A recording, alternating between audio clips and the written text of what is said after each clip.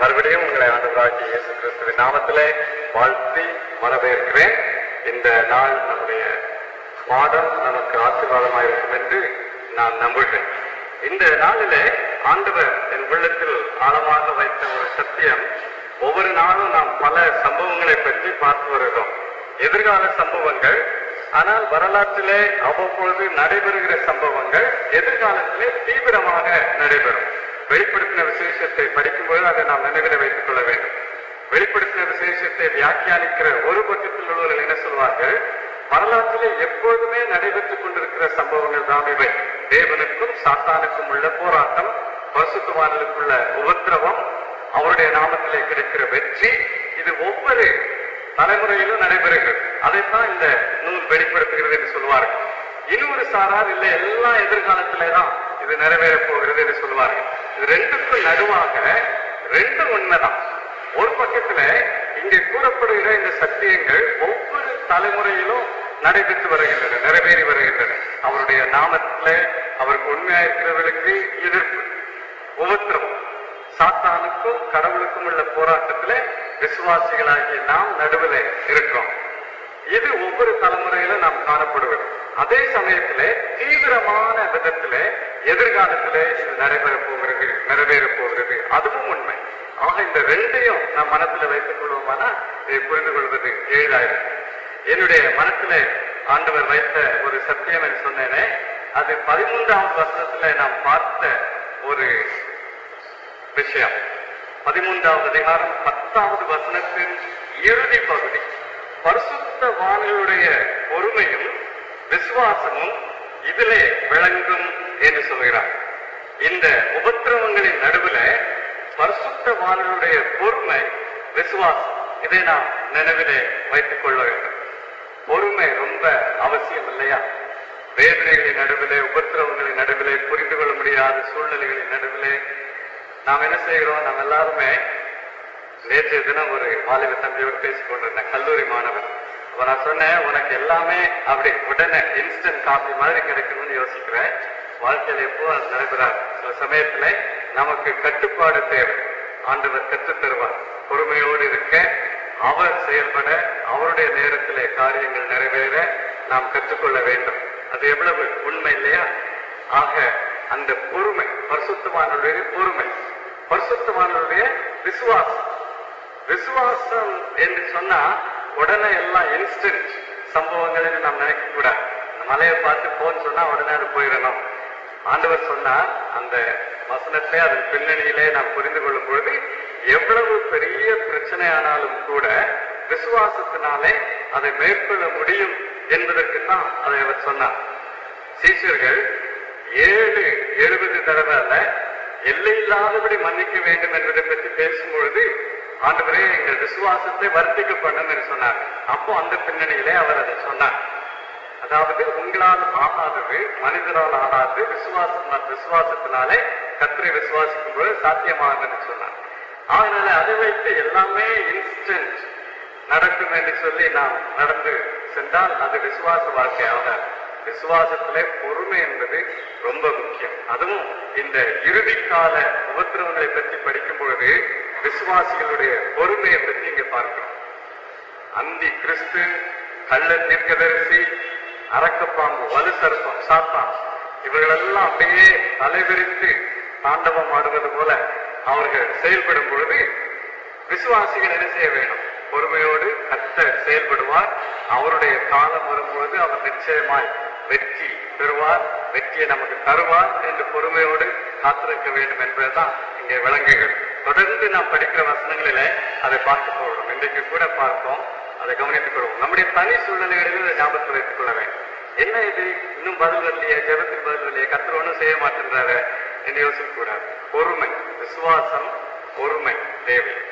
வெளிப்படுத்தின விசேஷம் 15வது அதிகாரத்தை எடுத்துக்கொள்வோம். மாறி மாறி வாசிப்போம். சிறிய ஒரு அதிகாரம், வெளிப்படுத்தின விசேஷம் 15வது அதிகாரம், மாறி மாறி வாசிப்போம். பின்பு வானத்திலே பெரிதும் ஆச்சரியமான வேறொரு அடையாளமாகிய கடைசியான 7 வாதைகளுடைய 7 தூதரை கண்டேன். அவைகளால் தேவனுடைய கோபம் முடிகிறது. கண்ணாடி வெள்ளப்பெருக்கள் சுரங்கத்திற்கும் அதன் முத்திரைக்கும் அதன் நாமத்தின் இலக்கத்திற்கும் உள்ளார்கள். ஜெயம் கண்டவர்கள் தேவ சுரங்களை இழுத்துக்கொண்டு அதன் கண்ணாடி கடலை நிற்பதையும் கண்டேன். அவர்கள் தேவனுடைய ஊழியக்காரனாகிய மோசேயின் பாட்டையும் ஆட்டுக்குட்டியானவருடைய பாட்டையும் பாடி சர்வ வல்லமையுள்ள தேவனாகிய கர்த்தாவே, தேவனுடைய கிரியைகள் மகத்துவமும் ஆச்சரியமுமானவைகள், பரிசுத்தவான்களின் ராஜாவே, தேவனுடைய வழிகள் நீதியும் சத்தியமுமானவைகள். தேவரின் ஒருவரே பரிசுத்த எல்லா ஜாதிகளும் நீதியான செயல்கள் வெளியான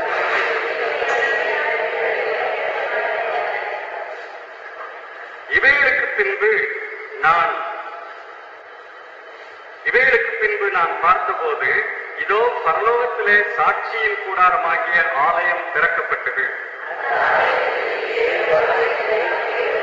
சுத்தமும் பிரகாசமும் வெள்ளிய வஸ்திரம் தரித்து நார்வெளியை பொற்கட்சிகளை கட்டிக்கொண்டு புறப்பட்டார்கள். அப்பொழுது அந்த 4 ஜீவன்களில் ஒன்று சதா காலங்களிலும் உயிரோடு இருக்கிற தேவனுடைய கோபாக்கினையால் நிறைந்த பொற்கலசங்கள் 7ஐயும் அந்த 7 தூதர்களுக்கும் கொடுத்தது. அப்போது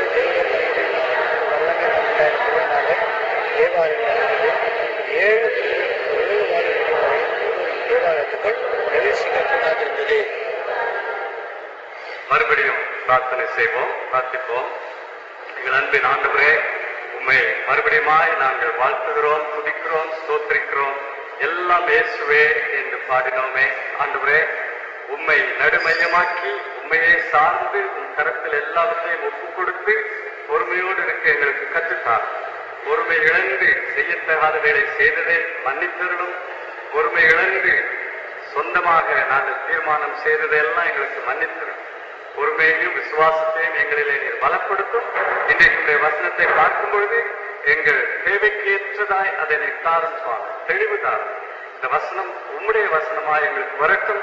மனித சொற்கள், ஞானம், கருத்துக்கள் இவை இருந்தாலும் நீர் அதை அபிஷேகித்து அங்கீகரித்து உம்முடையவையாய் எங்களுக்கு நீர் தாரும். மற்றதெல்லாம் நீக்கி போடும். நாமத்தை மகிமைப்படுத்தும்.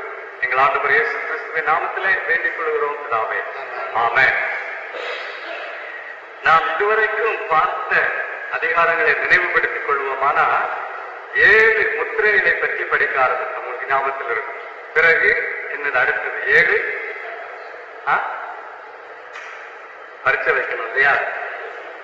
7 முத்திரைகள். அடுத்தது 7 என்னவா? 7 சபைகள் அதுக்கு முன்னால 7 எக்காலங்கள். 7 எக்காலங்கள். கடைசியா இப்ப பார்க்க போறது 7 கலசங்கள், 7 கிண்ணங்கள்.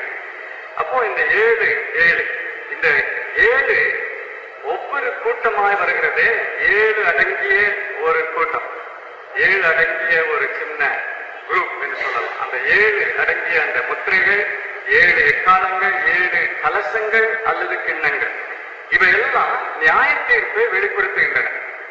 ஆனா அதுல ஒரு முக்கியமான தன்மை, முதல் 7 நியாய தீர்ப்புகள், முத்திரைகள் என்று சொல்லப்படுகிறவை மனிதராலேயே ஏற்படுகிற செயல்கள், மனிதராலேயே ஏற்படுகிற வாதைகள், உபத்திரவங்கள், அவை நியாய தீர்ப்பாய் அமைகின்றன. தேவன் மனிதனையும் பயன்படுத்தி தம்முடைய நியாய தீர்ப்புகளை அவர் நிறைவேற்றுகிறார். இது வரலாற்றிலேயே நாம் பார்க்கிறோம். மனிதனுடைய செயல்கள், மனிதனுடைய வன்முறை, இவற்றின் மூலமாக அவருடைய நியாய தீர்ப்பின் திட்டம் நிறைவேறுகிறது. அடுத்தது சாத்தானால் நிறைவேற்றப்படுவது 7 எக்காலங்கள். அந்த 7 எக்காலங்களிலே அதிகமாக சாத்தானுடைய செயல்களை நாம் பார்த்தோம். அவனால் வரவழைக்கப்படுகிற தீமை, அழிவு, இதை பற்றி பார்த்தோம். இப்போ பார்க்க போகிற இந்த இறுதி நியாய தீர்ப்பு 7 கலசங்கள் அல்லது 7 கிண்ணங்கள் கடவுளுடைய நேரடி செயலினாலே அவராகவே செயல்பட்டு நியாய தீர்ப்பை அவர் நிறைவேற்றுகிறார். ஆக இந்த 3 வேறுபாடுகளை நம் மனத்தில் இருத்திக் கொள்ள வேண்டும். இந்த நியாய தீர்ப்பு எப்பொழுது ஆரம்பித்தது? உங்களுக்கு வெளிப்படுத்தின விசேஷத்தை மனத்துக்கு முன்னால கொண்டு நிறுத்துவீர்களானால், வெளிப்படுத்தின விசேஷத்துல முதல் அதிகாரத்திலே ஆண்டவர் நமக்கு அறிமுகமாகிறார். அவரை பற்றிய காட்சியை பார்த்தோம். பிறகு 2வது 3வது அதிகாரங்களிலே 7 சபைகள், 4வது 5வது அதிகாரத்திலே பரலோகத்தின் காட்சி. இந்த நியாய தீர்ப்பை எல்லாம் நிறைவேற்றுகிற தேவன் சிங்காசனத்தில் வீற்றிருக்கிறார்.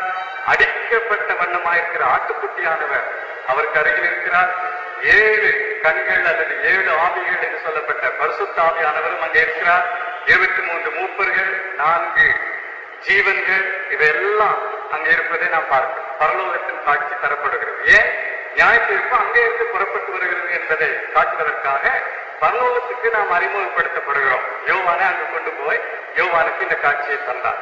பிறகு 6வது அதிகாரத்திலிருந்து இந்த நியாய தீர்ப்பு ஆரம்பமாகிறது.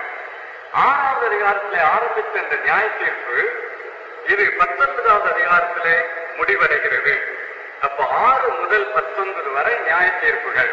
7 முத்திரைகள், 7 எக்காலங்கள், 7 கலசங்கள், 7 கிண்ணங்கள். 20, 21, 22 எல்லாம் இறுதி அதிகாரங்கள். 21, 22 புதிய வானம் புதிய பூமி. 20வது அதிகாரம் நியாய தீர்ப்பு. இப்படியாக அது இறுதி செயல்களை, இறுதி சம்பவங்களை எடுத்து காட்டுகிறது. அப்போ இந்த ஒழுங்குல இப்ப நாம் வருவது இறுதி கட்டம், நியாய தீர்ப்பின் இறுதி கட்டம். ஆனா அதற்கு வருவதற்கு முன்பு 14வது அதிகாரத்துல இன்னும் நாம் விட்டு போன சில காரியங்கள் உண்டு. அவற்றை நாம் பார்ப்போம்.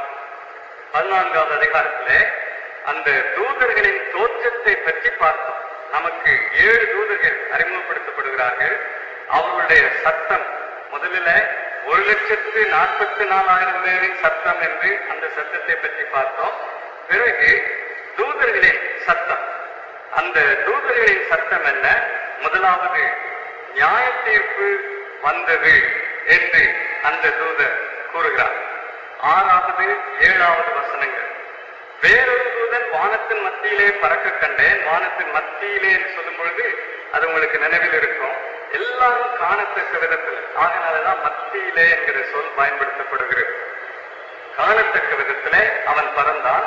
அவன் பூமியில் வாசம் பண்ணுகிற சகல ஜாதிகளுக்கும், கோத்திரத்தாருக்கும், பாஷைக்காரருக்கும், ஜனக்கூட்டத்தாருக்கும் அறிவிக்கத்தக்கதாக நித்திய சுவிசேஷத்தை உடையவனாயிருந்து. இதை பற்றி சில விவரங்களை போன வாரத்தில் பார்த்தோம். சுவிசேஷத்தை அறிவிக்கும் பணி மீட்கப்பட்ட மக்களுக்கு தான் உண்டு, தேவதூதர்களுக்கு அல்ல. ஆனால் மீட்கப்பட்ட மக்கள், சபை எடுக்கப்பட்டு விட்டது. The church has been raptured.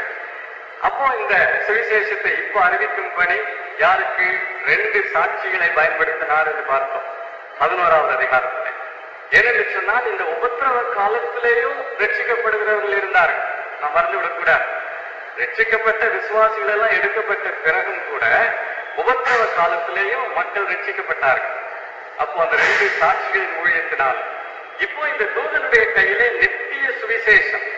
ஆனால் என்ன சுவிசேஷம்? 7வது வசனத்தை பாருங்கள். மிகுந்த சத்தமிட்டு தேவனுக்கு பயந்து அவரை மகிமைப்படுத்துங்கள். கர்த்தருக்கு பயப்படுங்கள். ஏன்? அவர் நியாயம் தீர்க்கிறவர். அப்ப அவன் அறிவித்த செய்தி என்ன? அவன் அறிவித்த செய்தி அவர் நியாயம் தீர்க்கிறவர், ஆகினாலே அவருக்கு பயப்படுங்கள், கீழ்ப்படுங்கள் என்பதுதான் அவனுடைய செய்தி. அது எப்படி நற்செய்தியாகும் என்று நீங்கள் கேட்கலாம். ஆண்டவராகிய இயேசு கிறிஸ்துவின் இரத்தத்தினாலே பாவ மன்னிப்பும் ரட்சிப்பும் உண்டு என்பதுதானே நற்செய்தி. நற்செய்தி என்று சொல்லுவது வரப்போகிற தண்டனையிலிருந்து விடுதலை பெறுவது, அதுதான் நற்செய்தி. அப்போ சபை இருந்த காலத்துல ஆண்டவராகிய இயேசு கிறிஸ்துவின் மீட்பை அனுபவித்த சபை அந்த மீட்பை அறிவித்தது. ஆனா இப்போ தூதர்கள் அறிவிக்கும் நற்செய்தி, இந்த தூதன் அறிவித்த நற்செய்தி என்ன? நியாய தீர்ப்பு வரப்போகிறது, ஆகையினாலே கர்த்தருக்கு பயப்படுங்கள், தப்புங்கள். அதுவும் நற்செய்தி என்று அழைக்கப்படுகிறது. ஆகையினாலேதான் நித்திய சுவிசேஷம் அவன் கையில் இருந்தது. சுவிசேஷம் என்ன? அதுல கர்த்தருடைய நியாய தீர்ப்புக்கு தப்புவது, அவருடைய இரக்கத்திற்குள் வருவது, அதுதானே நற்செய்தி. அப்போ அதை அவர்கள் ஏற்றுக்கொள்ள வேண்டும், அவரை மகிமைப்படுத்த வேண்டும், அவருக்கு பயப்பட வேண்டும். 7வது வசனத்திலே பயந்து மகிமைப்படுத்துங்கள், அவருக்கு பயப்படுங்கள், அவரை மகிமைப்படுத்துங்கள், நியாய தீர்ப்பு கொடுக்கும் வேளை வந்தது. உண்டாக்கினவரையே தொழுது கொள்ளுங்கள், படைத்தவரை தொழுது கொள்ளுங்கள் என்று அழைக்கிறான். இப்போ இந்த செய்தியில நியாயம் தீர்ப்பார், படைத்தவர், ஆகினாலே அவரை வணங்குங்கள் என்பதுதான் அவர்களுக்கு அவன் தந்த செய்தி. அதுவே நற்செய்தியாக அவர்களுக்கு அமைந்தது. பிறகு 8வது வசனத்துல வேறொரு தூதன், இந்த தூதர்களின் எண்ணிக்கை தரப்படவில்லை, 7 தூதர்கள், வேறொரு தூதன் வேறொரு தூதன் என்று அவர்கள் அறிமுகப்படுத்தப்படுகிறார்கள். அவனுடைய செய்தி என்ன? முதலாவது தூதனுடைய செய்தி நியாய தீர்ப்பு வந்தது. 2வது தூதனுடைய செய்தி பாபிலோன் விழுந்தது, தன் வேசித்தனமாகிய உக்கிரமான மதுவை சகல ஜாதிகளுக்கும் குறிக்க கொடுத்தாலே அந்த பாபிலோன் விழுந்தது. பாபிலோனை பற்றி நாம் பார்க்க போகிறோம். 16வது அதிகாரத்திலும் பார்ப்போம், 17வது 18வது அதிகாரங்களிலே அதிகமாய் பார்ப்போம். இந்த பாபிலோன் என்பது எதற்கு அடையாளமாயிருக்கிறது? சாத்தானுடைய அரசியல் அமைப்புக்கு அடையாளமாயிருந்தது. அந்தி கிறிஸ்து, மிருகம், விலங்கு என்று விவரிக்கப்படுகிற அந்த ஆள். விலங்கு என்று ஏன் பெயர் கொடுக்கப்பட்டது? மிருகம் என்று ஏன் அவன் அழைக்கப்பட்டான்? யார் சொல்ல முடியும்? இதெல்லாம் பார்த்தோம் அன்னையே. ஏன் மிருகம் என்று அழைக்கப்படுகிறது? பிறகு 8வது வசனத்துல வேறொரு தூதன், இந்த தூதர்களின் எண்ணிக்கை தரப்படவில்லை, 7 தூதர்கள், வேறொரு தூதன் வேறொரு தூதன் என்று அவர்கள் அறிமுகப்படுத்தப்படுகிறார்கள். அவனுடைய செய்தி என்ன? முதலாவது தூதனுடைய செய்தி நியாய தீர்ப்பு வந்தது. 2வது தூதனுடைய செய்தி பாபிலோன் விழுந்தது. தன் வேசித்தனமாகிய உக்கிரமான மதுவை சகல ஜாதிகளுக்கும் குறிக்க கொடுத்தாலே அந்த பாபிலோன் விழுந்தது.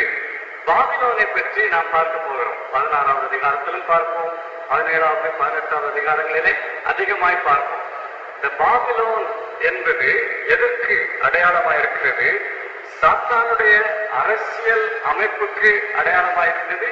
அந்தி கிறிஸ்து, மிருகம், விலங்கு என்று விவரிக்கப்படுகிற அந்த ஆள். விலங்கு என்று ஏன் பெயர் கொடுக்கப்பட்டது? மிருகம் என்று ஏன் அவன் அழைக்கப்பட்டான்? யார் சொல்ல முடியும்? இதெல்லாம் பார்த்தோம் அன்னையே. ஏன் மிருகம் என்று அழைக்கப்படுகிறது? கடலிலிருந்து வந்த மிருகம், சமுத்திரத்திலிருந்து வந்த மிருகம். ஏன் மிருகம் என்று அழைத்தார்கள்? சொல்லுங்க பார்க்கலாம். என்னங்க எனக்கு கேட்கல. ஜனக்கூட்டத்தின் மத்தியிலிருந்து வந்தா, கடலில் இருந்து வந்தா. ஏன் மிருகம் சொன்னா? அப்போ அது நம்ம மனத்தில் இருக்க வேண்டும், மற்றவர்களுக்கு எடுத்து சொல்ல வேணும் இல்லையா? இதெல்லாம் ரொம்ப அவசியமே. நான் பைபிள் ஸ்டடி எதுக்காக பைபிள் ஸ்டடி? ஏதோ இந்த ராமாயணம் கேட்க போறாங்கல்ல, அந்த மாதிரி போயிட்டு சீதைக்கு ராம யாருன்னு தெரியாமலே போறாரு. அந்த மாதிரி இங்கே இருக்கிறேன். நாம கேட்கணும், அது மனதுல பதியணும், அப்புறம் அது மற்றவங்களுக்கு சொல்லி தரணும். இதெல்லாம் ரொம்ப முக்கியம். அதனால இந்த விவரங்கள் ரொம்ப முக்கியமா இருக்கு. மிருகம் என்று ஏவன் அழைக்கப்பட்டால் அவனுடைய வன்முறை, கொடிய தன்மை, அவனுடைய முறையே, அவனுடைய செயல்பாடே எல்லாம் கொடியதா இருந்தது. அதனாலதான் மிருகம் என்று அழைத்தார் பரிசுத்த ஆவியானவர். இந்த மிருகம், இந்த அந்தி கிறிஸ்து சாத்தானுடைய அரசியல் அமைப்பு. அவன் ஒரு அரசியல் தலைவர். புரஜாதியார் நடுவிலிருந்து எழுப்பப்பட்டவன், பூமியில் உள்ள மக்கள் நடுவிலிருந்து எழுப்பப்பட்டவன். அது கூட நான் சொன்னேன், ஒருவேளை ரோம சாம்ராஜ்யத்தோடு தொடர்பு கொண்டு பின்னாலே வந்த ஐரோப்பிய நாடுகள் ஒன்றாய் பொழுது இணைந்து செயல்படுகிற ஐரோப்பிய நாடுகள் நடுவிலிருந்து, அல்லது ஐரோப்பிய நாடுகள் அரபு நாடுகள் சேர்ந்த ஒரு இணைப்பிலிருந்து வருகிறவனாக அவன் இருக்கலாம் என்றெல்லாம் பார்த்தோம். உங்களுக்கு ஞாபகத்தில் இருக்கும். 666 என்பது மனிதனுடைய இலக்கம். இவர் அவர் என்று சொல்ல முடியாது. ஆனால் கடவுளுடைய இலக்கம் 7 என்றால் மனிதனுடைய இலக்கம் 6. அவன் மனிதனாய் இருப்பான் என்பதை காட்டுவதற்குத்தான் அந்த இலக்கம் கொடுக்கப்பட்டிருக்கிறது. இப்படி எல்லாம் அந்தி கிறிஸ்து இருப்பான். சாத்தானுடைய அரசியல் அமைப்பை காட்டுகிறவன் அந்தி கிறிஸ்து. பிறகு சாத்தானுடைய ஆன்மீக அமைப்பு. சாத்தானுக்கு தெரியும், வெறுமையா அரசியல் அமைப்பு மட்டும் இருந்தா போதாது. மனிதன் எப்பொழுதுமே ஆன்மீகத்தன்மை உள்ளவன். இந்து ஆனாலும் சரி, முஸ்லீம் ஆனாலும் சரி, ஆன்மீகத்தன்மை உள்ளவன். ஆகினாலே அந்த மனிதனுக்கு ஆன்மீக பிரகாரமாகவும் ஒரு தலைவனை கொடுத்து அவனை ஆட்கொள்ள வேண்டும். சாத்தானுக்கு இது தெரியும். அப்போ அவனுடைய ஆன்மீக அமைப்பு, அதுக்கு யார் சின்னமாயிருப்பது? கள்ள தீர்க்கதரிசி. அதையும் நாம் பார்ப்போம். கள்ள தீர்க்கதரிசி நிலத்திலிருந்து வந்தவர், பூமியிலிருந்து வந்தவர், கடலில் இருந்து அல்ல. ஒருவேளை பூமி என்பது பாலஸ்தீனத்தை குறிக்கலாம், ஆனா அதை நிச்சயமா இன்னொரு வசனத்தை வைத்து ஆதாரம் கொடுத்து சொல்ல முடியாது. கடல் என்று சொன்னா அதுக்கு சொல்ல முடியும். பூமியிலிருந்து வந்தவர், பாலஸ்தீனத்தில் வந்தவர், யூதரா இருக்கலாம் என்று சில அறிஞர்கள், தீர்க்க தரிசன அறிஞர்கள் கூறுகிறார்கள். எப்படியோ கள்ள தீர்க்கதரிசி, ஆன்மீக அமைப்புக்கு அவன் தலைவர். அதே மாதிரி பாபிலோன் கூட 17வது அதிகாரத்தை எடுத்து பார்ப்பீர்களானால், பாபிலோன் பல சூனியங்களில, மந்திரவாதத்தில எல்லாம் பெயர் பெற்ற ஒரு ஆளாக பாபிலோன் அங்கு அழைக்கப்படுவதை நாம் பார்க்கிறோம். ஆள் என்று சொன்னால் பாபிலோன் ஒரு அமைப்பு என்று வைத்துக் கொள்ளலாம். அப்போ சாத்தானுடைய ஆன்மீக அமைப்புக்கு ஒரு பக்கத்திலே கள்ள தீர்க்கதரிசி, ஒரு பக்கத்திலே பாபிலோன், பாபிலோன் என்று சொல்லப்படுகிற வேசி என்று அழைக்கப்படுகிறார் பாபிலோன். ஏன் வேசி என்று அழைக்கப்படுகிறார்? தேவனுடைய அன்பிலிருந்து, உண்மையான வணக்கத்திலிருந்து, பக்தியிலிருந்து மக்களை பிரித்துக் கொண்டு போகிறவன். ஆகினாலே வேசி என்று அழைக்கப்படுகிறார். இன்னொரு இடத்துல 18வது அதிகாரத்தை எடுத்து பார்த்தீர்களானால் பாபிலோன் சாத்தானுடைய வணிக அமைப்பு, commercial system. Satan has a political system, a religious system, a commercial system and a military system. Complete. அவன் ரொம்ப எல்லாம் எதையும் விட்டுவிடாதபடி சரியானபடி திறமையோடு செயல்படுகிறவன் சாத்தான். அவனுக்கு ஒரு அரசியல் அமைப்பு, ஆன்மீக அமைப்பு, வணிக அமைப்பு. அந்த வணிக அமைப்பையும் பாபிலோன் தான் சின்னமாக வெளிப்படுத்துவதை 18வது அதிகாரத்திலே பார்க்கலாம். அநேக உலக மக்கள் பாபிலோனோடு வியாபாரம் செய்வதே அங்கே எடுத்து காட்டப்படுகிறது. அப்போ வணிக அமைப்புக்கு பாபிலோன் அடையாளமா இருக்கிறது. அதே மாதிரி 19வது அதிகாரத்துக்கு வருவோமானால், அல்லது நாம் பார்க்க போகிற 16வது அதிகாரத்திலும் கவனிக்கும் பொழுது சாத்தானுக்கு ஒரு பட்டாள அமைப்பும் உண்டு, போருக்கான ஒரு அமைப்பும் உண்டு. சேனைகளை திரட்டுவதில் அவன் நிபுணனாயிருந்தான். அப்போ பாருங்க எவ்வளவு தன்னுடைய சக்தியை அவன் பயன்படுத்துகிறான். இறுதி எதிர்ப்பு, தேவனுக்கு அவன் கொடுக்கும் இறுதி எதிர்ப்பு, அதுலதான் முழுவதுமாக முறியடிக்கப்படுகிறான். அந்த இறுதி எதிர்ப்புக்காக அவன் பயன்படுத்துகிறது எல்லாம் பாருங்க, அரசியல் அமைப்பு, ஆன்மீக அமைப்பு, வணிக அமைப்பு, இன்னும் பட்டாள அமைப்பு, எல்லாவற்றையும் பயன்படுத்தி விசுவாசிகளை உபத்திரவப்படுத்துவது, ஒடுக்குவது, தேவனுடைய திட்டங்களை எதிர்ப்பது, எல்லாவற்றையும் செய்கிறான். இதை இன்றைக்கும் பார்க்கிறோம். இன்றைக்கும் உலகத்திலே பார்க்கிறோம். வாணிகத்திலே அல்லது வணிக முறையிலே, வியாபாரத்திலே கடவுளுடைய பிள்ளைகளுக்கு இருக்கும் எதிர்ப்பை நாம் பார்க்கலாம். அதே மாதிரி அரசியல் அமைப்புகளின் மூலமா ஆன்மீக பிரகாரமாக வஞ்சிக்கப்படுவது, எதிர்ப்பு, அதையும் பார்க்கலாம். இன்னும் பட்டாள முறையிலும் ஏற்படுகிற எதிர்ப்பை பார்க்கிறோம். இன்றைக்கும் இருக்கிறது. ஆனா இறுதி நாட்களிலே தீவிரமாய் நிறைவேறப் போகிறது இது என்பதை நாம் கவனிக்கிறோம். இப்போ 14வது அதிகாரத்துல பாபிலோன் விழுந்தது என்கிற செய்தியை அந்த தூதன் அறிவிக்கிறான். இன்னொன்று நான் ஏற்கனவே சொன்னேன், உங்களுக்கு நினைவில் இருக்கும், ஒன்றத்தின் ஒன்றாக வருவதாக இந்த அதிகாரங்களை நாம் எண்ணக்கூடாது. 12வது அதிகாரத்தின் சம்பவங்கள் எல்லாம் முடிந்தது, பிறகு 13வது அதிகாரத்தின் சம்பவங்கள், பிறகு 14வது அதிகாரத்தின் சம்பவங்கள். அப்படி இல்லை, இதெல்லாம் ஒன்றாகவே கவனிக்க வேண்டிய காரியங்கள். பாபிலோன் விழுந்தது என்று சொன்னால் பாபிலோனுடைய வீழ்ச்சி 16வது அதிகாரத்திலும் சொல்லப்படுகிறது, 17, 18 சொல்லப்படுகிறது. அதனால எல்லாம் சேர்த்து பார்க்க வேண்டியவை. பாபிலோன் விழுந்தது என்று சொல்லும் பொழுது இது சேர்ந்து எல்லா அதிகாரங்களிலும் குறிக்கப்படுகிற ஒரு சம்பவமாக இதை நாம் பார்க்கிறோம். 3வது தூதனுடைய செய்தி அது. அப்போ அந்த செய்தியை அவன் 2வது தூதனுடைய செய்தி. 3வது தூதனுடைய செய்தி என்ன? மிகுந்த சத்தமிட்டு மிருகத்தையும் அதன் சொர்க்கத்தையும் வணங்கி தன் நெற்றியிலாவது தன் கையிலாவது முத்திரையை தரித்துக் கொள்கிறவன். 13வது அதிகாரத்தின் இறுதியிலே அதை பார்த்தோம். இந்த முத்திரை, அவனுடைய லக்கம், அவனுடைய எண் 666.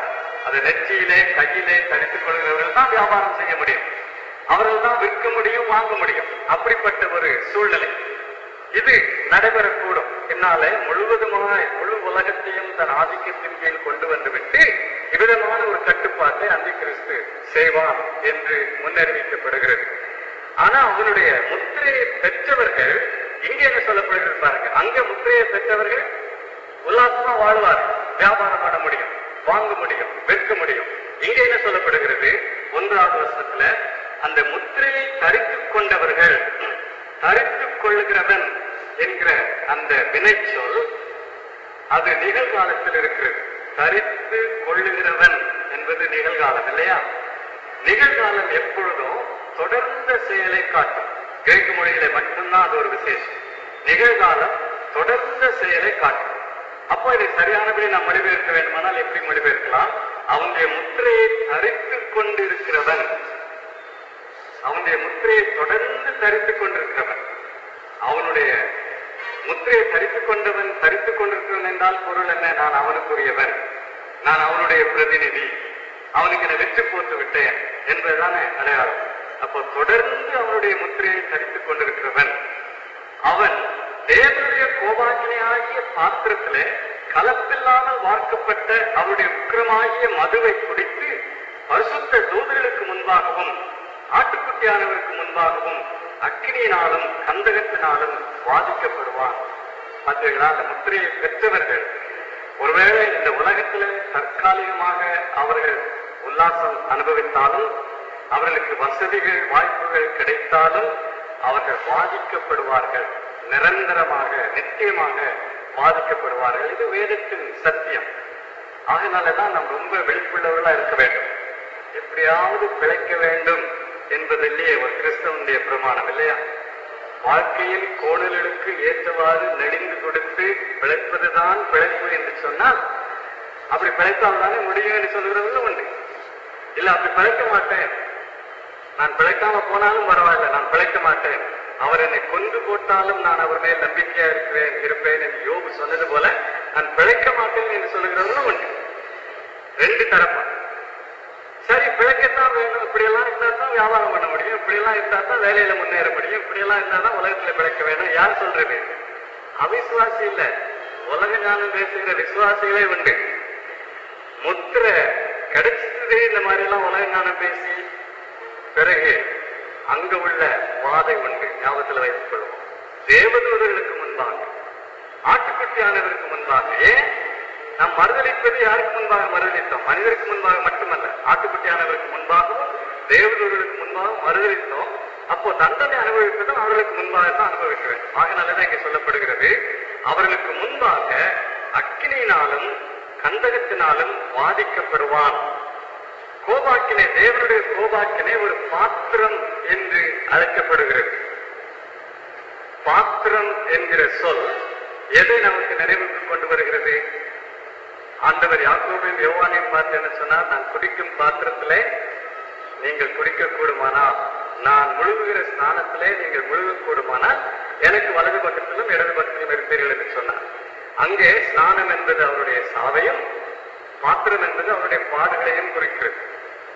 ஆனா கெத்செமனே தோட்டத்திலே இந்த பாத்திரம் நீங்குவது உமக்கு சித்தமானால் அது நீங்கட்டும் என்று ஜெபித்தாரே, அப்போ அது பாடுகளையும் குறிக்கிறது. பாத்திரம் என்று சொல்லும் பொழுது தேவனுடைய கோபாக்கினை, அந்த பாடுகளோடு அடங்கின கோபாக்கினை இல்லையா, அதையும் குறிக்கிறது. பாத்திரம் கோபாக்கினையை குறிக்கிறது. இங்கே பார்க்கிறோம். ஆகினால்தான் என் தேவனே ஏன் என்னை கைவிட்டீர் என்று ஆண்டவர் கேட்டார். சரீர வேதனை மட்டுமல்ல, உள்ளத்தின் வேதனை மட்டுமல்ல. உள்ளத்தின் வேதனை உண்டு அவருக்கு. சீசர்கள் எல்லாம் ஓடிவிட்டார், யாரும் அருகில் இல்லை. காட்டி கொடுத்து விட்டான் ஒருவன், மறுதளித்து விட்டான் இன்னொருவன். இதெல்லாம் அவருக்கு உள்ளத்தின் வேதனையை தந்திருக்கும். அதோடு கூட ஆத்ம வேதனை, கோபாக்கினையின் பாத்திரம், தேவனுடைய சமூகத்திலிருந்து தற்காலிகமாக நீக்கப்படுகிறது. அதனாலதான் என் தேவனே என்று அழைத்தார்.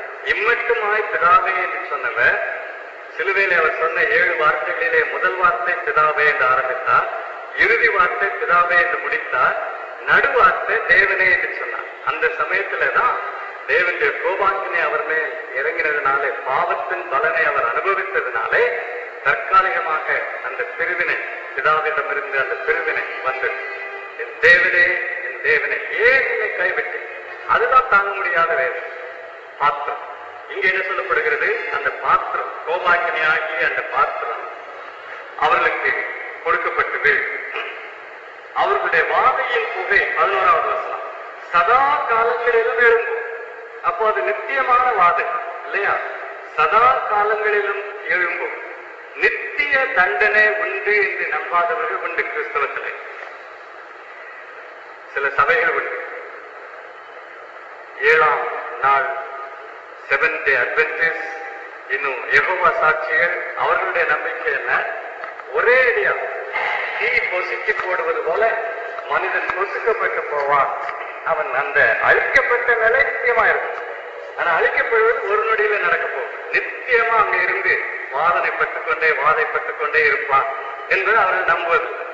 இன்னும் சிலரும் அதை நம்புவதில்லை, சில இறையியல் அறிஞர். ஆனா அங்க தெளிவா இருக்கிறது அநேக வசனங்களிலே, சதா காலங்களிலும் அந்த வாதையின் புகை எழும்பும். மிருகத்தையும் அதன் சொரூபத்தையும் வணங்குகிறவர்களுக்கும் அதனுடைய நாமத்தின் முத்திரையை தரித்துக் கொள்ளுகிற எவனுக்கும் இரவும் பகலும் இளைப்பாறுதல் இராது. அந்த வேதனையை கொஞ்சம் நினைத்து பார்ப்போம். இது இளைப்பாறுதல் இல்லாத, ஓய்வே இல்லாத ஒரு உபத்திரவம். மனத்தின் உபத்திரவம், மனசாட்சியின் உபத்திரவம், உடலின் உபத்திரவம், ஆத்மத்தின் உபத்திரவம், ஆக இப்படி முழுவதுமாக உள்ள உபத்திரவம், இளைப்பாறுதல் இல்லாத ஒரு உபத்திரவம். தேவனுடைய கற்பனைகளையும் இயேசுவின் மேல் உள்ள விசுவாசத்தையும் காத்துக் கொள்கிறவனாகிய பரிசுத்தவானுடைய பொறுமை, பாருங்க மறுபடியும் பொறுமை, பரிசுத்தவானுடைய பொறுமை இதிலே விளங்கும். பொறுமையோடு காத்துக் கொள்கிறவர்கள். Instant religion is not sufficient. It is not even good. அதாவது உடனடியாக எல்லாம் கிடைக்கும், உடனடியா ஜெபத்துக்கு பதில் கிடைக்கும், உடனடியா அற்புதம் கிடைக்கும். சொல்றதை நீங்க தவறா புரிந்து கொள்ளக்கூடாது. உடனடியான அற்புதங்களை நம்புகிறவன் தான் ஆண்டவர் செய்வார். ஆனா அதிலேயே இருந்து கொண்டு எல்லாத்துலயுமே இன்ஸ்டன்ட் வச்சுட்டு பொறுமை இல்லாத விசுவாசிகள் உண்டு. உபத்திரவத்திலே பொறுமை, காத்திருப்பதிலே பொறுமை, வாக்குத்தத்தம் நிறைவேறும் என்று காத்திருப்பதிலே பொறுமை. இது வேதத்தில் அதிகமாக வலியுறுத்தப்படுகிறது. அதை நாம் விட்டுவிடக் கூடாது. ஆக அப்படிப்பட்ட பொறுமை, பரிசுத்தவானுடைய பொறுமை இதில் விளங்கும் என்று கூறினான். பாருங்க, இப்படி உபத்திரவத்தை பற்றி சொல்லிவிட்டு விசுவாசிகளுக்கு ஆறுதலான ஒரு வார்த்தையை சொல்லிவிட்டு விசுவாசிகளுக்காக என்ன சொல்கிறார்? 13வது வசனத்துல, பரலோகத்திலிருந்து ஒரு சத்தம் உண்டாக கேட்டேன். யாருடைய சத்தம் அது? பரலோகத்திலிருந்து வருகிற அந்த சத்தம் ஆண்டவராகிய இயேசு கிறிஸ்துவின் சத்தமாக இருக்கும் இல்லையா? ஏன் 14வது வசனத்தை பாருங்க. நான் பார்த்தபோது இதோ வெண்மையான மேகத்தையும் அந்த மேகத்தின் மேல் மனுஷகுமாரனுக்கு ஒப்பானவராய் தமது சிரசின் மேல் பொற்கிரீடத்தையும் தமது கையிலே கருப்புள்ள அறிவாளியுடைய ஒருவர் உட்கார்ந்திருக்கிறதை கண்டேன். அவருடைய சத்தம் தான் அது. என்ன சத்தம்? தம்முடைய பிள்ளைகளுக்கு, தம்முடைய மக்களுக்கு வருகிற ஆறுதலின் சத்தம். தூதனின் சத்தம் அது எச்சரிப்பின் சத்தம் அவர்களுக்கு. ஆனா இவருடைய சத்தம் விசுவாசிகளுக்கு 13வது வசனத்துல, பரலோகத்தில் இருந்து ஒரு சத்தம் உண்டாக கேட்டேன், அது கர்த்தருக்குள் மரிக்கிறவர்கள் இது முதல் பாக்கியவான்கள் என்று எழுது. இந்த வசனத்தை நாம் விசுவாசிகளின் நம்பிக்கைக்காக பயன்படுத்துகிறோம். அது தவறு கிடையாது. விசுவாசிகளுக்கு கர்த்தருக்குள் மரித்தவர்கள் பாக்கியவான்கள் என்று சொல்லுகிறோம், அதுல தவறு இல்லை. ஆனா இது எந்த சூழ்நிலையிலே சொல்லப்பட்டது? உபத்திரவ காலத்திலே சாகிறவர்கள், மகா உபத்திரவத்திலே மரிக்கிற விசுவாசிகள் உண்டு. உண்மையாயிருந்து அந்த சமயத்தில் ஏற்படுகிற உபத்திரவங்களிலே பொறுமையாயிருந்து சாகிறவர்கள் உண்டு. அவர்கள் கர்த்தருக்குள் மரிக்கிறவர்கள் இது முதல் பாக்கியவான்கள் என்று எழுது. அவர்கள் தங்கள் பிரயாசங்களை விட்டு ஒளிந்து இளைப்பாறுவார்கள். அவர்களுடைய கிரியைகள் அவர்களோடு கூட போம். இளைப்பாறுதல் இல்லை என்பது 11வது வசனம். 13வது வசனம் இளைப்பாறுதல் உண்டு என்பது. அந்த வேறுபாட்டை பாருங்க. பிரசங்கம் பண்ண வேண்டுமானா இந்த பிரசங்க வாக்கியங்களை கூட பயன்படுத்தலாம் இல்லையா? யாருக்கு இளைப்பாறுதல் இல்லை? மிருகத்தின் முத்திரையை பெற்றவர்கள். எப்படியாவது வாழ வேணும், பொய்ய சொல்லியாவது பிழைக்கணும், லஞ்சம் வாங்கியாவது பிழைக்கணும்னு சொல்லி விசுவாசின்னு சொல்லிட்டு இப்படியெல்லாம் போற ஆளுக்கு இளைப்பாறுதல் இல்லை என்பது. இளைப்பாறுதல் யாருக்கு? பொறுமையோடு தங்கள் விசுவாசத்தை காத்துக் கொண்டவர்கள். அவர்கள் மரித்தாலும் பாக்கியவான்கள், கர்த்தருக்குள் மரித்தாலும் பாக்கியவான்கள். அவர்களுக்கு இளைப்பாறுதல் உண்டு. அதுதான் இங்கே சொல்லப்படுகிற வாக்குத்தத்தம். தங்கள் பிரயாசங்களை விட்டு ஒழிந்து இளைப்பாறுவார்கள். அவருடைய கிரியைகள் அவர்களோடு கூட போம். அந்த சத்தியம் எல்லா விசுவாசிகளுக்கும் பொருத்தமானது இல்லையா? இந்த சத்தியங்கள் உபத்திரவ காலத்தில் விசுவாசிகள் ஆனவர்களுக்கு சொல்லப்பட்டது என்றாலும் எல்லா விசுவாசிகளுக்கும் பொருத்தமானது. கர்த்தருக்குள் மரிக்கிறவர்கள் எல்லா விசுவாசிகளும் பாக்கியவான்கள். பிறகு கர்த்தருக்காக வாழ்ந்து மரிக்கிறவர்கள் தங்கள் பிரயாசங்களை விட்டு ஒழிந்து இளைப்பாறுவார்கள். அவர்களுடைய கிரியைகள் அவர்களோடு கூட போகும். நம்முடைய கிரியைகள் அழிந்து போவதில்லை. இயேசுவுக்காய் செய்தது நிலைத்திருக்கும். ஒரே ஒரு வாழ்வு சீக்கிரமாய் கழிந்து போகும். கிறிஸ்துவுக்காய் செய்தது மட்டும் நிலைத்திருக்கும். அந்த கிரியைகள் நம்மோடு கூட செல்லும். ஆவியானவரும் ஆம் என்று திருவிழம் பெற்றுகிறார். குமாரன் சொன்னார், ஆவியானவர் அதை ஆமோதித்தார், ஆம் என்று சொன்னார். 14வது வசனத்திலே சொல்லப்படுகிறவர் ஆண்டவராகிய இயேசு கிறிஸ்து என்று பார்த்தோம். அவர் கையிலே கருக்குள்ள அறிவாள், நியாயம் தீர்க்க ஆயத்தமானவராய் காணப்படுகிறார். வேறொரு தூதன், இந்த தூதன் என்ன சொல்லுகிறார்? அப்பொழுது வேறொரு தூதன் தேவாலயத்தில் இருந்து புறப்பட்டு மேகத்தின் மேல் உட்கார்ந்திருக்கிறவரை நோக்கி, பூமியின் பயிர் முதிர்ந்தது, அறுக்கிறதற்கு காலம் வந்தது, ஆகையால் உம்முடைய அறிவாளை நீட்டி அறுத்து விடும் என்று மிகுந்த சத்தமிட்டு சொன்னார். மாத்திரம் நியாயத்தீர்ப்புக்கு அடையாளம், அறுவடையும் நியாயத்தீர்ப்புக்கு அடையாளம். இங்கே அறுவடை நியாயத்தீர்ப்புக்கு அடையாளமாய் சொல்லப்படுகிறது. அறுவடையின் காலம் வந்தது, ஆகனால இப்பொழுது அறுக்க வேண்டும், பயிரை அறுக்க வேண்டும் என்று சொல்லும் பொழுது இந்த அறுவடை எதை காட்டுகிறது? நியாயத்தீர்ப்பை காட்டுகிறது. பூமியின் பயிர் முதிர்ந்தது, அறுக்கிற காலம் வந்தது. எங்கிருந்து வந்தார் அந்த தேவதூதன்? சொல்லுங்க பார்க்கலாம். தேவாலயத்திலிருந்து புறப்பட்டு வந்தார். 17ஆவது வசனத்துல அவர் எங்கிருந்து வந்தார்? எங்கிருந்து? பரலோகத்தில் உள்ள தேவாலயத்தில் இருந்து. இதுவும் பரலோகத்தில் உள்ள தேவாலயம் தான். இந்த 15ஆவது வசனமும் பரலோகத்தில் உள்ள தேவாலயம் தான். ஏன்னா இது பரலோகத்தின் காட்சி. பிறகு 15ஆவது வசனத்துல எங்கிருந்து வந்தார்?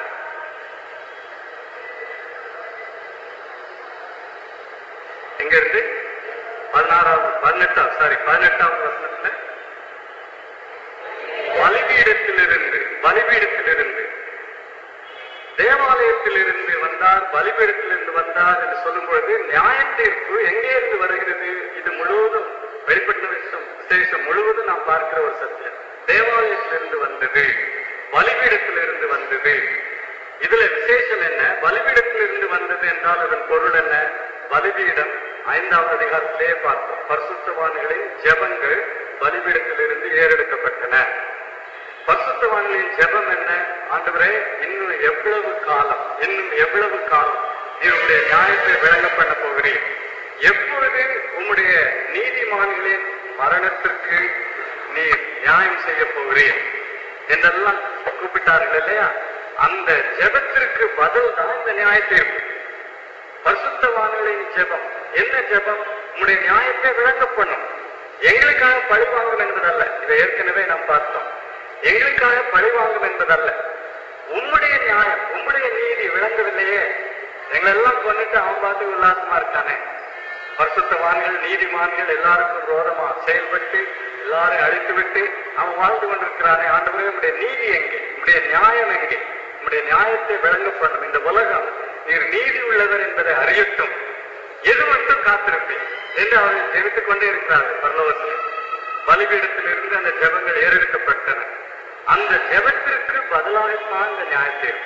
பலிபீடத்தில் இருந்து வருகிற நியாயத்தீர்ப்பு, தேவாலயத்திலிருந்து வருகிற நியாயத்தீர்ப்பு, தேவனுடைய பிரசன்னத்திலிருந்து வருவது. அது மட்டுமல்ல, பின்னாலே 16ஆவது அதிகாரத்தில் இன்னும் சில சத்தியங்களை பார்க்க போகிறோம். இந்த நியாயத்தீர்ப்பின் தன்மை எப்படிப்பட்டது? சரி, தேவாலயத்திலிருந்து வந்த நியாயத்தீர்ப்பு என்ன நடந்தது? இந்த தூதன், 17ஆவது வசனத்தின் தூதன் கருக்குள்ள அறிவாளை பிடித்துக் கொண்டு புறப்பட்டு வந்தான். 18ஆவது வசனத்தின் தேவதூதன் என்ன சொன்னான்? கருக்குள்ள அறிவாளை பிடித்திருக்கிறவனை நோக்கி, பூமியின் திராட்சை பழங்கள் பழுத்திருக்கிறது, கருக்குள்ள அவன் அறிவாளை நீட்டி அதன் குலைகளை அறுத்து விடும் என்று மிகுந்த சத்தத்தோடு சொன்னான். அந்த தூதன் தன் அறிவாளை பூமியின் மேல் நீட்டி பூமியின் திராட்சை பழங்களை அறுத்து தேவனுடைய கோபாக்கினை என்னும் பெரிய ஆலையிலே போட்டான். பூமியின் திராட்சை பழங்கள், அதுவும் ஒரு முக்கியமான சொல். பூமியின் திராட்சை பழங்கள், பூமியின் குடிகள் என்பது யாரை குறிக்கிறது? அவிசுவாசி இல்லையா? ஜீவ புஸ்தகத்தில் பேர் எழுதப்படாதவர்கள் ஞாபகத்தில் வைத்துக் கொள்ள வேண்டும். வெளிப்படுத்தின விசேஷத்துல பூமியிலே குடியிருக்கிறவர்கள் என்கிற சொல்லுக்கு ஒரு விசேஷம் உண்டு. பூமியிலே குடியிருக்கிறவர்கள் என்று சொன்னா எல்லாம் மனுஷனும் என்பதல்ல. பூமியிலே குடியிருக்கிறவர்கள் என்று சொல்லப்படுகிறவர்கள் ஜீவ புஸ்தகத்திலே பேர் எழுதப்படாதவர்கள், அவிசுவாசிகள். அப்போ பூமியின் திராட்சை பழங்கள் என்று சொல்லும் பொழுது அவர்கள் தான், அவர்களுக்கு நியாயத்தீர்ப்பு.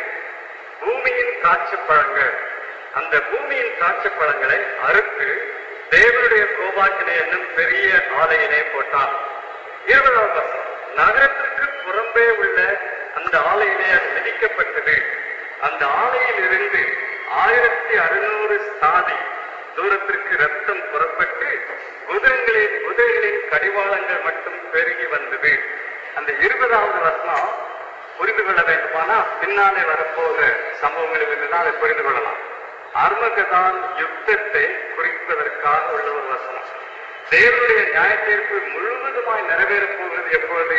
அந்த அர்மகதான் யுத்தத்திலே தான். அந்த அர்மகதான் யுத்தத்தில் என்ன நடக்க போகிறது? பூமியின் ராஜாக்களை எல்லாம் கூட்டி சேர்க்கிறார்கள். யாரு? அந்தி கிறிஸ்துவும் கள்ள தீர்க்கதரிசியும் சாத்தானுமா சேர்த்து அசுத்த ஆவிகளின் உதவியினாலே அற்புதங்கள் செய்து அவர்கள் எல்லாம் ஒன்றாய் கூட்டி சேர்த்து தேவனுடைய மக்களுக்கு எதிராக அவர்கள் எருசலேம் நகரத்துக்கு எதிராக வருகிறார்கள்.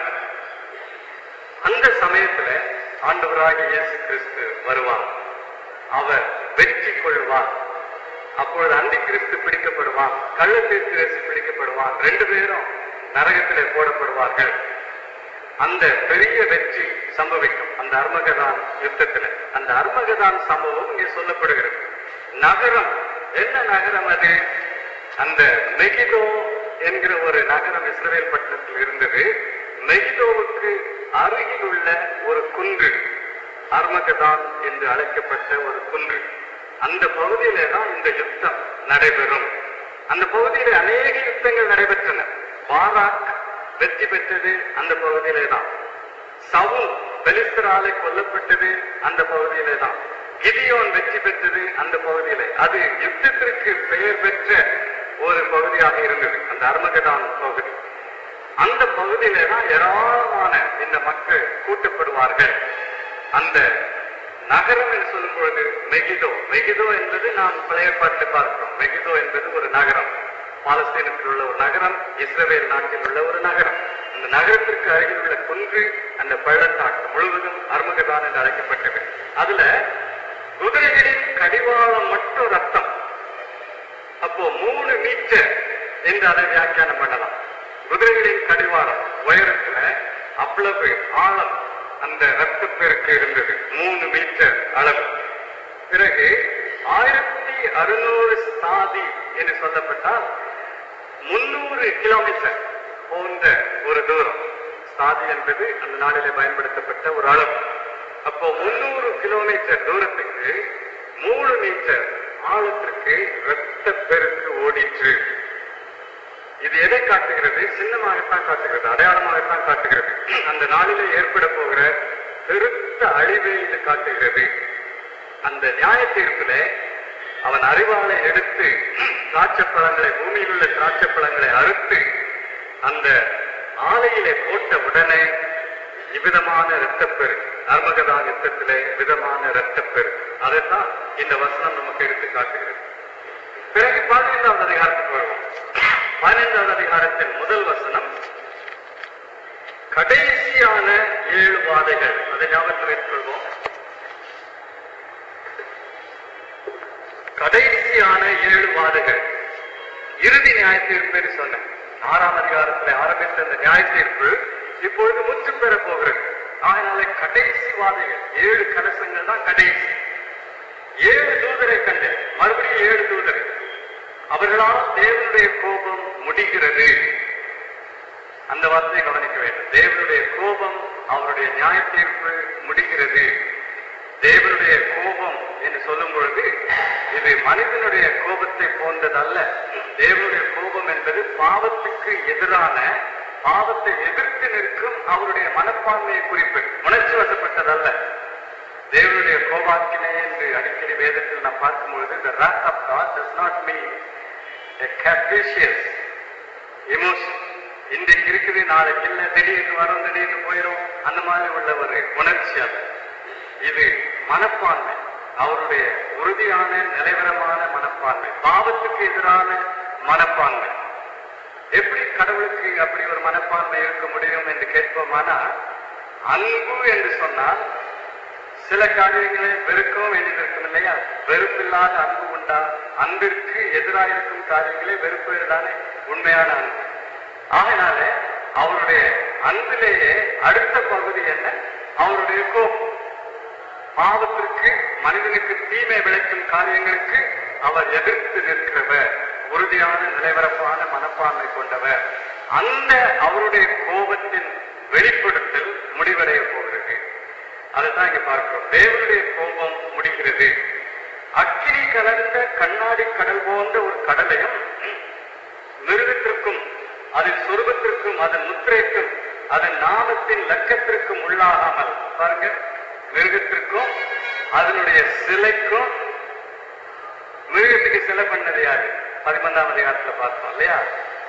கள்ளத்திற்கு தரிசி. ஏன் இந்த மிருகம் சாக போற நிலையில இருந்தது, காயப்பட்டு அதன் தலையில வந்து காயப்பட்டு சாக போற நிலையில இருந்தது, இருந்தாலும் பிழைத்துக் கொண்டது. அதனால எல்லாரும் இதை வணங்குங்கன்னு சொல்லி என்ன பண்ணான்? அந்த கள்ளத்திற்கு தரிசி ஒரு சிலையை பண்ணி முன்னால வச்சு இந்த சிலையெல்லாம் வணங்குங்கன்னு சொல்லி அந்த சிலைக்கு ஆவி, உயிர் கொடுக்க முடியாத அவனால அந்த சிலையில ஒரு ஆவி குடிபுகுந்து அந்த சிலையும் சில காரியங்களை செய்கிற அளவுக்கு அந்த சிலையை இயக்கினான் என்று 13ஆவது அதிகாரத்தில் பார்த்தோம். அந்த சிலையை வணங்குவது எங்கே அந்த சிலை வைக்கப்பட்டது? எருசலேம் தேவாலயத்தில்.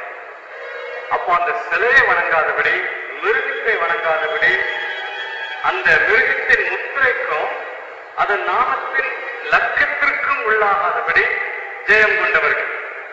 அப்போ ஜெயம் கொண்டவர்கள் இருக்கத்தானே செஞ்சிருக்கிறாங்க. அது அருமையான தெய்வ மக்களே, இவ்வளோ உபத்திரவம், இவ்வளோ பாடு, இவ்வளோ காரியங்கள், குழப்பங்கள், கலகங்கள், எல்லா ஜாதியாரும் எதிர்த்து வர்றாங்க. இவற்றின் நடுவிலையும் ஜெயம் கொள்கிறவர்கள் உண்டு. இல்லையே? ஜெயம் கொள்கிறவர்கள் இருக்கத்தான் வேண்டும். இன்றைக்கும் வரலாற்றிலே ஒவ்வொரு தலைமுறையிலும் ஜெயம் கொள்கிறவர்கள் உண்டு. காட்டி கொடுக்கிற ஆட்களும் உண்டு, இதுதான் பிழைக்கிற வழின்னு சொல்லி போற ஆட்களும் உண்டு. ஆனா உறுதியா நின்று ஜெயம் கொள்கிறவர்கள் உண்டு. அவர்களை பற்றி தான் சொல்லியிருக்கு. ஜெயம் கொள்கிறவர்கள் என்ன செய்கிறார்கள்? அந்த கண்ணாடி கடல் பக்கத்துல நின்று தேவ சுரமண்டலங்களை பிடித்துக் கொண்டு அந்த கண்ணாடி கடல் அருகே நின்று என்ன செய்தார்கள்? மோசேயின் பாட்டையும் ஆட்டுக்குட்டியாருடைய பாட்டையும் பாடினார்கள். ஏன் மோசேயின் பாட்டு பாடினார்கள் என்று கேட்போமானால், அவர்களிலே யூத விசுவாசிகளும் உண்டு. அது மட்டுமல்ல, மோசேயின் பாட்டு யூத ஆன்மீக வரலாற்றிலே முக்கியமான ஒரு பாட்டு. எங்க இருந்து அதை பாடினாங்க? ஞாபகா? சிவந்த சமுத்திரத்தின் கடற்கரையில், சிவந்த சமுத்திரத்தை தாண்டி வந்து விட்டார்கள். எகிப்தியர் எல்லாம் அழிந்து போனார்கள். அந்த கடற்கரையில நின்று மோசே எழுதின பாட்டு அது. மோசே கட்டின பாட்டு. மோசே பாட அவரோடு கூட சேர்ந்து இஸ்ரவேலர் பாடுகிறார். அந்த பாட்டை அவர்கள் அந்த கடலில் நின்று பாடினார். இவரு கண்ணாடி கடல் அருகே நின்று பாடுகிறார். அதே பாட்டையும் ஆட்டுக்குட்டியானவருடைய பாட்டை யாத்ராகமம் 12ஆவது அதிகாரத்தை எடுத்து பாருங்க. அந்த பாட்டை பற்றி சொல்லுகிறது. யாத்ராகமம் 15 முதல் வசனம் வாசிங்க. அப்பொழுது மோசேயும் இஸ்ரவேல் புத்திரரும் கர்த்தரை புகழ்ந்து பாடின பாட்டு. அப்புறம் என்ன பாட்டு அது? வாசிங்க.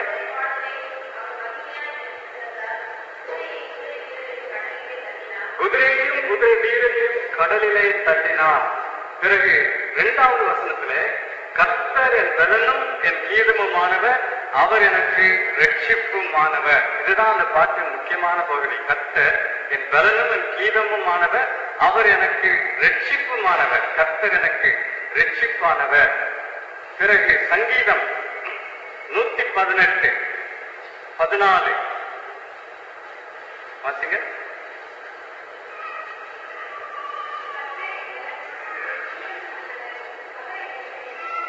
பார்த்தீர்களா? அதே வார்த்தைகள். கர்த்தர் என் பலனும் என் கீதமுமானவர், அவர் எனக்கு ரட்சிப்புமானவர். இந்த சங்கீதம் தேவாலயத்திலே பாடப்பட்ட ஒரு சங்கீதம். தேவாலயத்திலே அவர்கள் அடிக்கடி பயன்படுத்தின ஒரு சங்கீதம். இந்த சங்கீதத்திலேயும் அந்த பாட்டை அவர்கள் பயன்படுத்துகிறார்கள். இந்த சங்கீதத்தை தான் ஒருவேளை ஆண்டவராகிய இயேசு கிறிஸ்துவும் சீஷரும் பஸ்கா பண்டிகை ஆசரித்த பிறகு பாடிவிட்டு கெத்செமனே தோட்டத்திற்கு போயிருக்க கூடும். அவர்கள் பாடினார்கள் என்று இருக்கிறது. இந்த சங்கீதத்தை சாதாரணமாய் பஸ்கா பண்டிகை ஆசரிப்பிலே பாடினார்கள். ஏன்? இதிலே மோசையின் பாட்டிலிருந்து உள்ள அந்த வார்த்தைகள் இருக்கின்றன. பிறகு ஏசாயா 12ஆவது அதிகாரம் 2ஆம் வசனம். அங்கே ஏசாயா எழுதுகிற பாட்டு பாருங்கள்.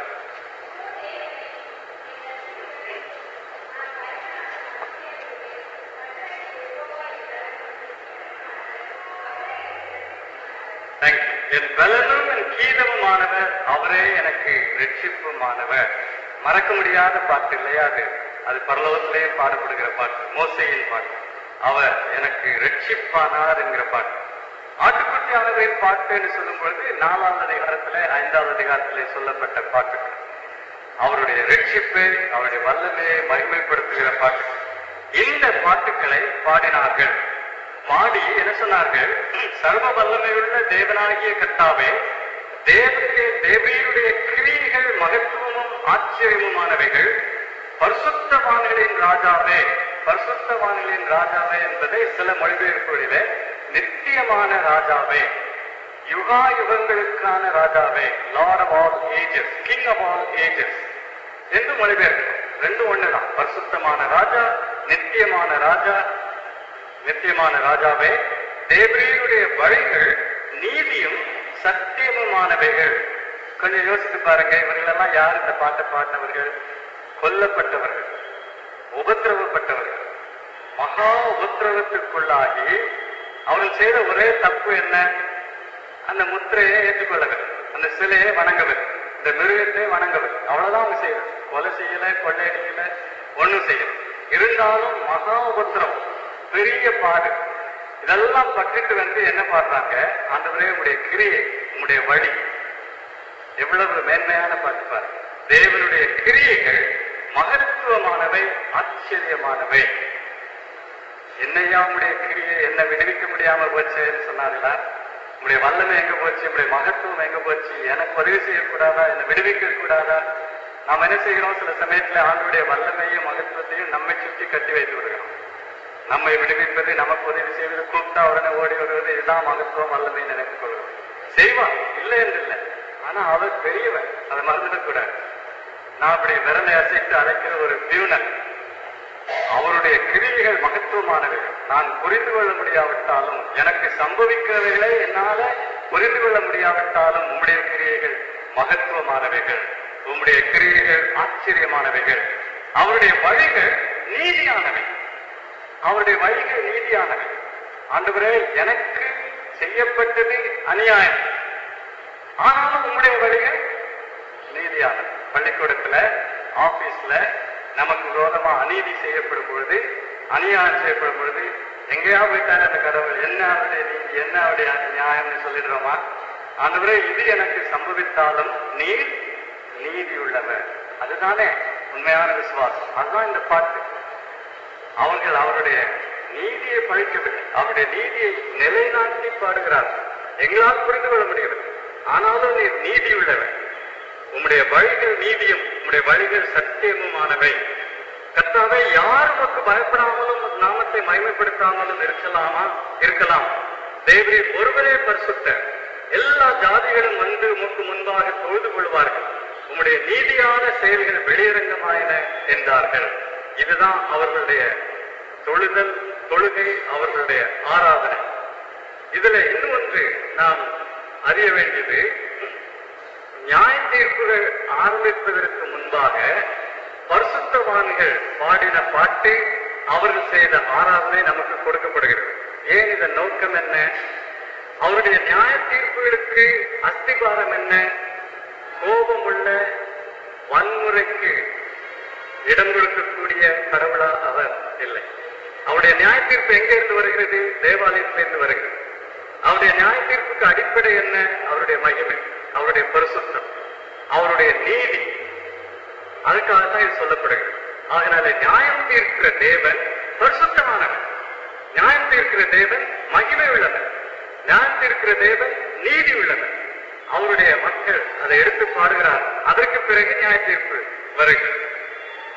இவைகளுக்கு பின்பு நான் பார்த்தபோது பார்த்தீங்களா, இவைகளுக்கு பின்பு என்கிற சொற்கள் முக்கியமானவை. எவைகளுக்கு பின்பு? இப்படியெல்லாம் அவரை உயர்த்தி அவர்கள் பாடின பின்பு, அவர் நீதி உள்ளவர் என்பதை பாடுபட்டு உபத்திரவப்பட்டு செத்த அவருடைய பரிசுத்தவான்கள் நிலைநிறுத்திவிட்ட பிறகு, இவைகளுக்கு பின்பு நான் பார்த்தபோது, இந்த இதோ பரலோகத்திலே சாட்சியின் கூடாரமாகிய ஆலயம் திறக்கப்பட்டது. அந்த ஆலயத்திலிருந்து, மறுபடியும் பாருங்க, ஆலயத்திலிருந்து, அந்த ஆலயத்திலிருந்து 7 வாதைகளையுடைய 7 தூதர்கள். அப்போ நியாயம் தீர்க்கிற தேவன் கொடூரமான தேவன் அல்ல. கையில ஈட்டி வைத்துக் கொண்டு பயங்கரமான பல்லு நீளமா வச்சுக்கிட்டு நாம் பார்க்கிறோமே சில சிலைகளை நம்முடைய நாட்டிலே, அந்த மாதிரி அல்ல. அவர் நீதி உள்ளவர், பரிசுத்தம் உள்ளவர், மகிமை உள்ளவர். அவருடைய ஆலயத்திலிருந்து 7 வாதைகளையும் அந்த 7 தூதர்களும் எடுத்துக்கொண்டு எப்படி அந்த 7 தூதர்களும் காணப்படுகிறார்கள் பாருங்க. மெல்லிய வஸ்திரம் தரித்து மார்பருகே பொற்கச்சைகளை கட்டிக்கொண்டு, அவர்களுடைய ஆடை யாருடைய ஆடை போல் இருக்கிறது? ஆசாரியர்களுடைய ஆடை. ஆசாரியர்களுடைய ஆடை மெல்லிய வஸ்திரம், பிரகாசமான வஸ்திரம், சுத்தமான வஸ்திரம், மார்பருகே பொற்கச்சை. அப்போ அவர்கள் கொலையாளிகளை போல வரவில்லை. They were not coming like executioners, இல்லையா? கொலையாளிகள் கையில வாள் எடுத்துக்கொண்டு கொடூரமான ஒரு மனப்பான்மையோடு வருகிற கொலையாளிகள் அல்ல. 7 வாதைகளை சுமந்து கொண்டு வருகிற 7 தூதர்கள் தேவாலயத்திலிருந்து வருகிறார்கள், ஆசாரியர்களை போல வருகிறார்கள். எதை காட்டுகிறது? பயபக்தியோடு தேவனுடைய திட்டத்தை அவர்கள் நிறைவேற்றினார்கள். அதை ஒரு ஊழியமாகவே செய்தார், ஆசாரிய ஊழியமாகவே அதை செய்தார். அருமையான தேவ மக்களே, கடவுளின் நியாய தீர்ப்பு என்று சொல்லும் பொழுது அதை நாம் நினைவில் வைத்துக் கொள்ள வேண்டும். அதை பற்றி மக்களுக்கு போதிக்கும் பொழுது அதை நாம் நினைவில் வைத்துக் கொள்ள வேண்டும். நியாய தீர்ப்பு என்று சொல்லும் பொழுது அவர் கொடூரமான ஒரு கடவுள் அல்ல. அவர் அதே தன்மை இருக்கிறது. அன்பு, பரிசுத்தம், நீதி, மகிமை இருக்கிறது. ஆனாலும் அவர் நீதி உள்ளவர். அவர் பாவத்தை சகிக்காத சுத்த கண்ணுள்ளவர். ஆகினாலே அவர் நீதியை நிலைநாட்டுகிறார். அதற்கு பயன்படுத்துகிற தூதர்கள் ஆசாரியர்களைப் போல தேவாலயத்திலிருந்து புறப்பட்டு வருகிறார்கள். அந்த 4 ஜீவன்களில் ஒன்று இந்த பொற்கலசங்களை அவர்களுக்கு கொடுத்தது.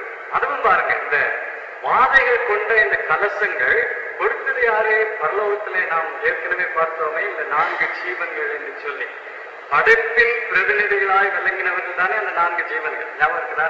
4வது அதிகாரம் படிக்கும் போது பார்த்தோமே. மீட்பின் பிரதிநிதிகள் 24 மூப்பர்கள், படைப்பின் பிரதிநிதிகள் 4 ஜீவன்கள். அப்போ அவர்களிலே ஒரு ஜீவன் இந்த கலசங்களை கொடுத்தது. 8வது வசனம். அப்பொழுது தேவனுடைய மகிமையினாலும் அவருடைய வல்லமையினாலும் உண்டான புகையினாலே தேவாலயம் நிறைந்தது. இந்த பின்னணியிலே தான் இறுதி நியாய தீர்ப்பு நடந்தது. தேவாலயம் மகிமையினால் நிறைந்தது. இந்த தேவாலயத்திற்குள்ள யாரும் செல்ல முடியாது என்று சொல்லியிருக்கிறது. இந்த நியாய தீர்ப்பு முடிகிற வரைக்கும் தேவாலயத்திற்குள்ள யாரும் செல்ல முடியாது. தேவன் ஒருவரே அங்கே இருக்கிறார். பிரசன்னமாகி இந்த நியாய தீர்ப்பை அவர் நிறைவேற்றுகிறார். ஆகினாலே தேவனால் நியாயம் தீர்க்கப்படுகிற யாரும் அவரை குற்றப்படுத்த முடியாது. அவர் நீதி உள்ளவர், அவருடைய நீதி விளங்கும். அடுத்த வாரத்துல 16வது அதிகாரத்தை எடுத்து பார்ப்போம். வாசித்துட்டு வாங்க. 16வது அதிகாரத்துல இந்த 7 வாதைகள், 7 தூதர்களை பற்றி சொல்லியிருக்கு. பிறகு 17, 18 பாபிலோனை பற்றி படிப்போம். 19 அர்மகதான் யுத்தம், ஆண்டவருடைய இறுதி வெற்றி. இப்படி இறுதி சம்பவங்கள் ஒவ்வொன்றாக நாம் பார்ப்போம். பிரார்த்தனை செய்வோம். அன்பின் ஆண்டவரே, எங்களுடைய உள்ளம் துதியினால் நிரம்புகிறது. அதே சமயத்துல எங்கள் தேவனை பற்றிய பயம், ஆண்டவரே உம்மை கனம் பண்ண வேண்டும், மகிமைப்படுத்த வேண்டும் என்கிற அந்த பயம், நடுக்குகிற பயம் அல்ல சுவாமி, உமக்கு மகிமை தருகிற அந்த தேவ பயம் எங்களை ஆட்கொள்ளுகிறது. உமக்கு முன்பாக நாங்கள் தாழ விழுந்து வணங்குகிறோம். நாங்கள் ஏமாற்றோம், பாவத்தன்மை உள்ளவர்கள், மீட்கப்பட்ட பாவிகள். சுத்த கிருபையினால எங்களை மீட்டுக் கொண்டே இருமை ஸ்தோத்திரிக்கிறோம். ஆண்டவரே, எங்களுக்கு பொறுமையை தார், விசுவாசத்தை தார், இறுதி வரைக்கும் நிலைத்திருக்கக்கூடிய பொறுமையை தார். காட்டி கொடுத்து விடாதபடி காத்துக்கொள்ளும். வியாபாரத்திலே, தொழிலிலே, அன்றாட வாழ்க்கையிலே, குடும்ப வாழ்விலே, மனித உறவுகளிலே காட்டி கொடுக்காதபடி காத்துக்கொள்ளும். மிருகத்தின் முத்திரைக்கு இடம் கொடுத்து விடாதபடி காத்துக்கொள்ளும். எந்த சிலைக்கு முன்பாகவும் மண்டியிட்டு வணங்காதபடி காத்துக்கொள்ளும். நாங்கள் எதற்கும் அடிமை அல்ல, எவருக்கும் அடிமை அல்ல என்று பவுல் சொன்னது போல நாங்களும் சொல்லி வெற்றியுள்ளவர்களாக வாழ எங்களுக்கு கற்றுத்தார ஆண்டவரே. பரிசுத்த ஆவியானவர் எங்களை வல்லமைப்படுத்துவார். அவரை துதிக்கிறோம், ஸ்தோத்திரி. எங்களை ஆசீர்வதித்து அனுப்பும். நாங்கள் உலகத்திற்குள் செல்லுகிறோம், எங்களை ஆசீர்வதித்து அனுப்பும். உண்மையாயிருக்க உதவி செய்யும். இயேசுவின் நாமத்திலே வேண்டிக் கொள்கிறோம் பிதாவே.